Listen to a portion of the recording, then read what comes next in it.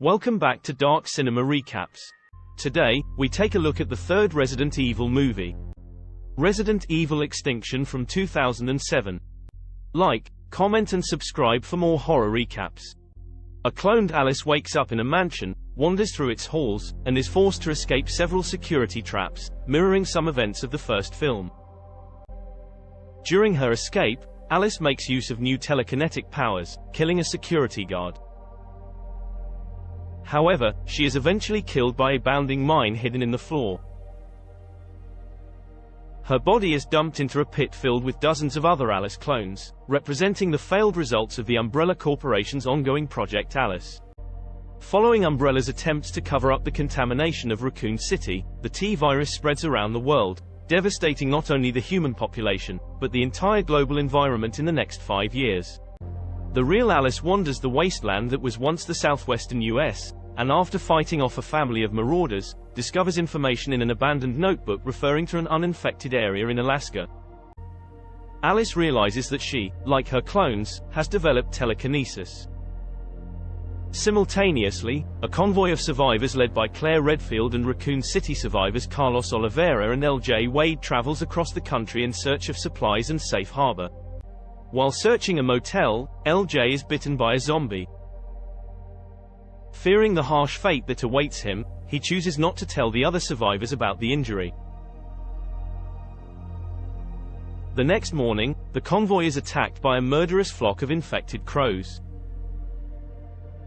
With the team nearly overwhelmed, Alice appears and defeats the remaining crows with her newfound telekinesis, though falling unconscious.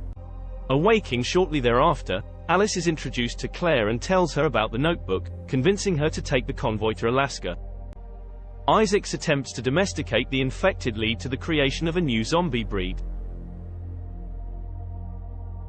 Wesker's security officer, Captain Alexander Slater, reports on Isaac's disregard for Umbrella regulations. Wesker tasks Slater with watching Isaacs, telling him to kill the scientist if he disobeys orders again. Tracing an energy pattern sent out by Alice's telekinesis, Umbrella triangulates her location. Desperate to reclaim Alice for the sake of achieving his goals, Dr. Isaac sends his new zombies to ambush the convoy against Wesker's specific orders. During the attack, most of the convoy is killed, and LJ succumbs to his infection, biting Carlos. Umbrella tries to shut Alice down remotely, but she breaks free from Umbrella's programming and continues to fight. She finds Isaacs at the scene, and he is bitten as he flees via helicopter. Alice and Kmart use Isaac's computer to track the helicopter's flight path, leading them to Umbrella's underground facility. Carlos clears the way by sacrificing himself in an exploding truck. My hero. Approaching the scene, Alice meets a holograph of the Red Queen's sister, AI, the White Queen. She informs Alice that her blood can cure the T-virus, defends the Red Queen's prior actions, and reveals what happened to Dr. Isaacs.